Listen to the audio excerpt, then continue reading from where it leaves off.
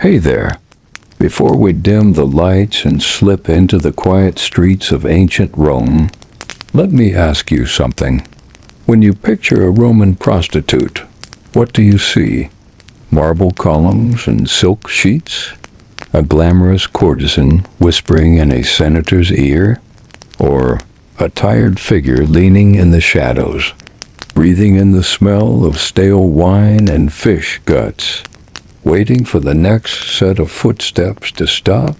What did they really do all day? How did they survive in a city where your worth could be measured in copper coins, and where one wrong glance could earn you the attention of the wrong man? Tonight, we're not following Caesar or gladiators or any marble-clad heroes. We're stepping into the sandals of someone history barely remembers. You'll walk their streets, hear the same noise they heard, and feel the same rough stones under your feet.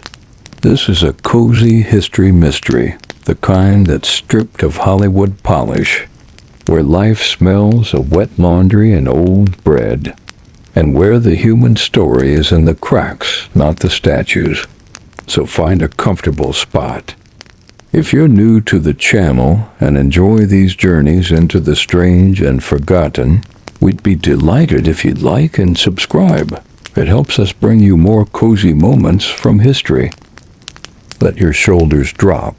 Maybe close your eyes. The room around you fades, and the air grows warmer, thicker, heavier. You're about to wake up in ancient Rome, in a bed that isn't really yours, in a life that isn't really yours. But tonight, for a little while, it will be. You wake to sound before light, a faint shuffle from the alley outside, the low bray of a donkey. Somewhere someone is already yelling about bread prices. The air smells of damp cloth, sweat, and the sharp tang of wine spilled too many nights in a row. Your bed is narrow, barely more than a wooden frame with rope strung across it. The mattress a lumpy sack of straw that hasn't been changed in months. It leaves your shoulder aching where you've been lying too long. You're not alone in the room. A fellow worker, younger than you but already with tired eyes, is sitting at the edge of her bed, plucking at a splinter in her palm. She doesn't look at you. Not out of rudeness, there's simply nothing left to say before the day begins. Outside, the sun is still fighting its way between the tall tenement walls, slicing light into thin strips across the street. The stone is cold under your bare feet. You step into your sandals, the leather stiff from yesterday's rain. The madam is already downstairs. Her voice carries up the narrow stairwell, barking about cleaning, about new customers, about the bucket left unemptied last night. She's clutching her wax tablets, her ledger. She calls it, though it's really just a list of debts. You know your name is on it. Downstairs, the air changes. The street smells of baking bread from the bakery next door, mingled with the heavy stink of the tannery 2 streets over. Voices overlap, a fish seller calling out prices, a boy trying to sell figs from a basket, a drunk still arguing with himself from the night before. The Lupanar itself looks smaller in daylight. The painted walls, meant to look seductive by torchlight, seem garish now, the colors cracked and peeling. A jar of cheap perfume sits open on the counter, trying and failing to mask the scent of mildew. There's work before the work, sweeping the floor, wiping down the couches, emptying the jars where customers spat their olive pits and bones. Sometimes you wonder if you're more servant than anything else. By mid-morning, you're standing in the doorway, not so much inviting as waiting. The street is a parade of sandals, some new and polished, Others patched so many times you can't tell what color they once were. And here's the thing you'll never see in the marble. Statues. Romans were always looking for opportunity, for advantage, for a quick distraction. And you, standing there in the open, are part of the city's living marketplace. Some days you make the first coin by noon. Some days you wait until the shadows stretch long and your stomach is growling. And sometimes, like today, you see someone coming down the street, whose eyes linger a little too long. You don't know yet if that's good or bad. The man is in no hurry. He moves like he belongs here, like this crowded, noisy street was built for him. His tunic is cleaner than most, the linen catching the morning light. But there's wear at the edges, the mark of someone who knows both comfort and struggle. He stops at the fruit stall across the street. You watch him handle figs with a careful touch, his fingers testing for ripeness. He laughs at something the vendor says, but the sound doesn't quite reach his eyes. And then, casually, as if by accident, his gaze slides back to you. The air between you seems to thicken. In your world, every look is a puzzle to solve. Is it curiosity? Desire? Trouble? You've learned to read the difference. But sometimes the line is thin and blurry. Behind you, the madam calls your name. Her tone is sharp enough to snap you out of the moment. You turn, only to find her pointing toward the storeroom. Wine, she says, as if you were born to fetch it. The storeroom is dim, cool, smelling of damp clay jars and old wood. Your hands work from habit, jug, cup, careful not to spill, but your mind drifts back to the street, to the man still standing there. When you return, he's gone, or perhaps just lost in the flow of the crowd. The day moves on without him, as days always do. The street swells with heat and dust, the kind that sticks to your skin and turns every breath into work.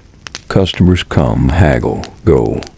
Coins clink into the madam's box, but none into your hand just yet. Somewhere deep inside you wonder, will he be back? And if he is, will you want him to be? The sun is almost at its peak now, and the street outside your doorway has changed its tune. The chatter has thinned into slow, lazy exchanges. The market stalls nearest to you have pulled, fabric awnings down low to block the glare. The air is heavy, the kind that presses on your shoulders and makes every movement deliberate. Inside, the light is softer not out of comfort, but necessity. Too much heat drives customers away. Too much brightness makes the painted walls look cracked and tired. The madam knows this. She moves like a general on a battlefield, adjusting shutters and shifting stools, so every corner looks just tempting enough. You sit on the edge of a low bench, cup of watered wine in hand. You're not drinking for pleasure. You're drinking because it's expected. The man beside you is an older merchant, his hands thick from years of trade. He talks about grain prices as though you've asked him to. You nod, offer a polite smile, and let his words wash over you.